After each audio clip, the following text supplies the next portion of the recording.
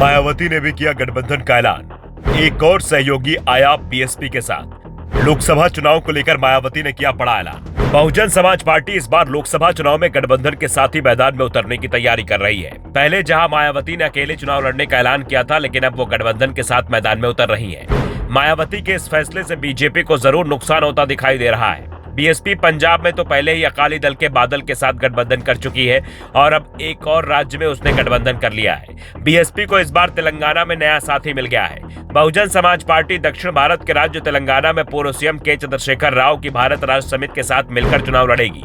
दोनों दलों ने आगामी चुनाव के लिए गठबंधन में एक साथ मिलकर चुनाव लड़ने का ऐलान कर दिया है। गठबंधन के ऐलान से पहले बसपा के तेलंगाना प्रदेश अध्यक्ष आरएस प्रवीण कुमार ने बीआरएस के मुखिया केसीआर से मुलाकात की, जिसके बाद दोनों ने संयुक्त प्रेस कॉन्फ्रेंस कर कहा कि अगला संसदीय चुनाव बीआईएस और बीएसपी मिलकर लड़ेंगे।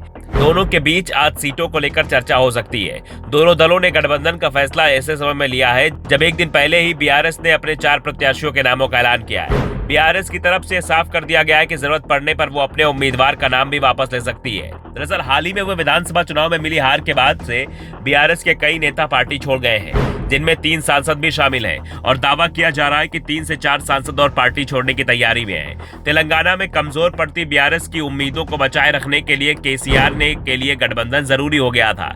प्रदेश के अल्पसंख्यक वोटरों को अपने पाले में रखने के लिए बीजेपी के साथ गठबंधन संभव नहीं था। ऐसे में बीआरएस ने बीएसपी के साथ गठबंधन किया है। बसपा नेता कांति कल्प ने सोशल मीडिया एक्सपर्ट्स की तस्वीरें भी शेयर की हैं, जिसमें दोनों नेता दिखाई दे रहे हैं। उन्होंने लिखा, बीएसपी के प्रदेश अध्यक्ष डॉक्टर आरएस प्रवीण कुमार, पूर्व मुख्यमंत्री बीआरएस प्रमुख के चंद्रशेखर राव ने जल्दी होने वाले लोकसभा चुनाव में बसपा और बीआरएस पार्टियों के बीच गठबंधन का ऐलान करेंगे और इस पोस्ट के कुछ ही देर बाद गठबंधन का ऐलान भी हो गया। दरअसल बसपा सुप्रीमो मायावती ने यूपी में अकेले ही चुनाव लड़ने का ऐलान किया है। वो ना तो बीजेपी के नेतृत्व वाले एनडीए का हिस्सा है और ना ही इंडिया गठबंधन में शामिल हुई है। बीएसपी के सभी सांसदों के भी पार्टी छोड़ने की अटकलें तेज हैं। ऐसे में बीएसपी सुप्रीमो नई रणनीति के साथ मैदान में उतर रही है।